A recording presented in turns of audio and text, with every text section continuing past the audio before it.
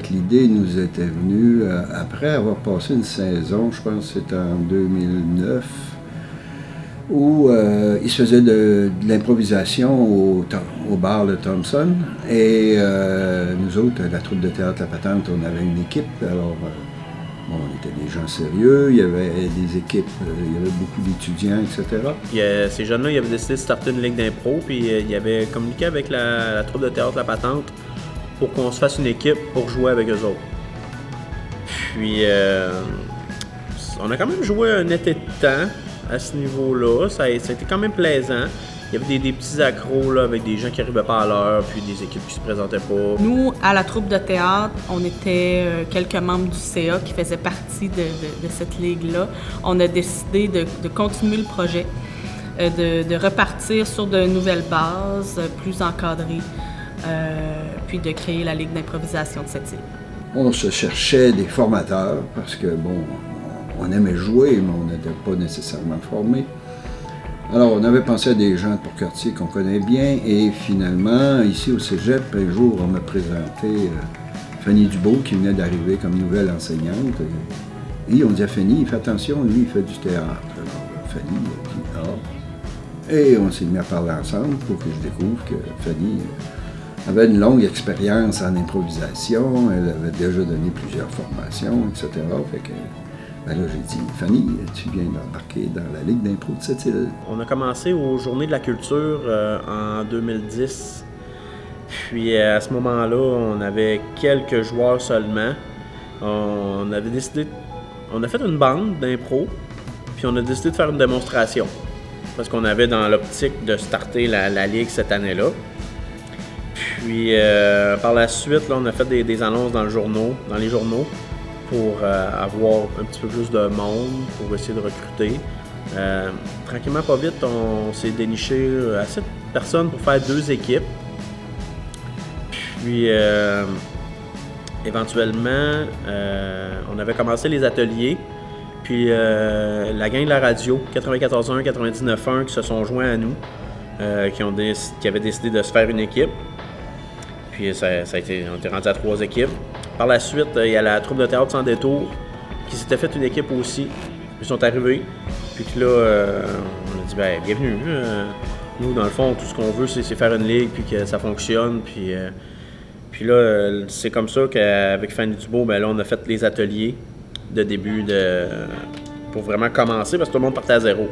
Parce qu'on avait vraiment 4 équipes avec 5 joueurs par équipe qui avaient jamais ou presque pas fait d'impro. Ce qui est devenu la liste aujourd'hui, ça a été vraiment bouche à oreille pour ce qui est du public. Et aussi, il faut saluer l'aide des médias locaux qui ont été là dès le départ pour parler de la Ligue, de la création de la nouvelle Ligue, diffuser nos horaires, nos statistiques. Donc, on a fait parler de nous dans les différents médias. Ça l'a aidé beaucoup. Puis, en fin de compte, ça a commencé à 50, 60, tranquillement, pas vite. Puis, au fil de la saison, le niveau de jeu augmentait tranquillement. Puis, on a atteint cette saison-là des 60, 70, 80 personnes. À ce moment-là, on jouait uniquement on jouait dans le bas des gradins, c'est-à-dire au niveau du plancher du théâtre et non sur la scène. Fait que dans le fond, on se ramassait des soirées avec les gradins qu'on a derrière pleins. Puis c'était vraiment plaisant, on avait du plaisir. On était surpris de la réponse du public à cette île. Je pense qu'on a réussi à combler une demande d'activités culturelles pas chères, plaisantes et divertissantes.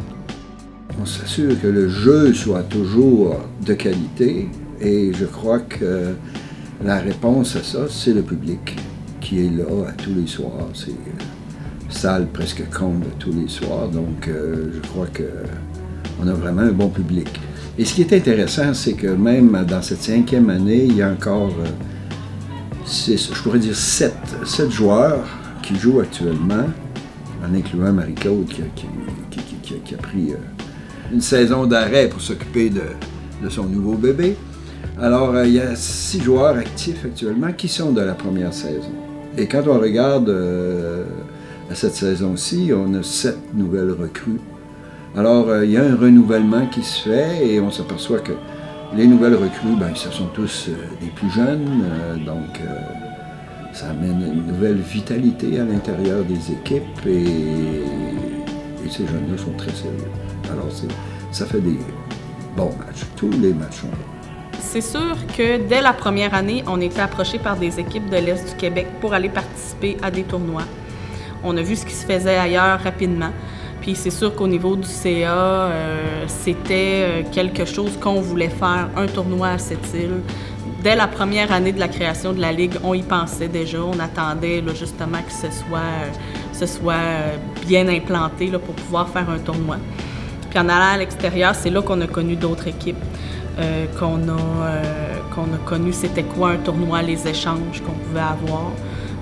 Je pense qu'on s'est inspiré un peu de tout ce qu'on a vu. On est allé dans des tournois de l'Est du Québec. On a également une équipe qui est partie en Belgique à la 3e année de la LIS. Donc, on s'est inspiré de ça aussi là, pour créer une formule qui s'inspire des autres tournois, mais qui est quand même unique ici. Ceux qui sont à l'origine de ce tournoi Dindon doré, hein, c'est Frédéric et Marie-Claude. Et je crois que maintenant, on n'a pas le choix de continuer parce qu'on s'est fait un nom à la grandeur de la province. Les équipes qui viennent de Montréal, de Québec. Il y a des régions où ils ne viennent pas encore, mais on espère les attirer. Alors, quand même, il y avait 10 équipes cette année. On a dû en refuser en plus. Donc, les gens, quand ils viennent ici, ils sont vraiment pris en main par les joueurs de la LIS. Alors, les commentaires qu'ils laissent en partant, ils sont tous très positifs et ils disent tous qu'ils veulent revenir. L'ambiance, l'accueil, une bonne nourriture, une place pour loger décente. Je pense qu'on a fait un beau format de tournoi. Puis cette année, il y a eu 10 équipes. Ces 10 équipes-là, on avait entendu parler. Je pense que le succès de la première saison a moussé un petit peu. Puis ça a apporté d'autres équipes à vouloir venir jouer ici. Il y a une bonne compétition, une bonne fraternité entre les équipes. Et c'est ça qu'on voit, c'est le désir des joueurs, c'est pas nécessairement de gagner, mais c'est de faire des bonnes improvisations. Et de lâcher libre leur créativité. Et tout ça, des fois, dans des trucs, des impros de 30 secondes, ou encore de construire des histoires quand on dit 5 minutes, ça paraît pas long, mais 5 minutes sur une patinoire, les joueurs ils trouvent ça long. C'est beaucoup de secondes à occuper. La liste dans 5 ans, tout dépend des joueurs qui sont là et qui veulent poursuivre la mission de la Ligue aussi et du recrutement. Moi, je pense que la liste est là pour rester et le public se renouvelle sans cesse également. Puis c'est à nous d'assurer qu'on ait un spectacle de qualité jeudi après jeudi. Ça marche-tu pour faire un pâté chinois comme il se doit, Suzanne? Ben, certain! Ma grand-mère faisait ça de même. Je suis pas d'accord.